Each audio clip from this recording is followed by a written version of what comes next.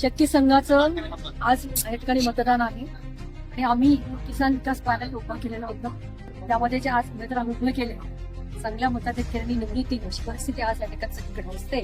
सगळ्यांच्या चेहऱ्यात वेगळा आनंद आहे, कारण निवडणूक ही ती 8-9 वर्षांतर लागलेली निवडणूक आहे. त्यामुळे एवढ्या भर उन्हातही लोकांमध्ये जो काही उत्साह आहे तो बघण्यासारखा आहे. खेड्यापाड्यातील लोक मतदार आज या ठिकाणी येत आहेत, ते बघितलं त्यांचा उत्साह बघितल्यानंतर असं वाटतंय की आम्हाला 100% पॅनलला शिट्टी या निशाणीवर जास्ती मताधिक्य या ठिकाणी आम्हाला नक्की मिळणार. त्यामुळे लोक जास्तीत जास्त हा विश्वास या ठिकाणी बदल. आज शेतकी संघाच्या या निवडणुकीमध्ये ज्या पद्धतीने मतदारांचा उत्स्फूर्त असं प्रतिसाद आहे, गेल्या 10 वर्षानंतर 10 वर्षापासून या शेतकी संघाची निवडणूक झाली नसल्या कारणाने मतदारांमध्ये एक वेगळं कुतूहल आहे.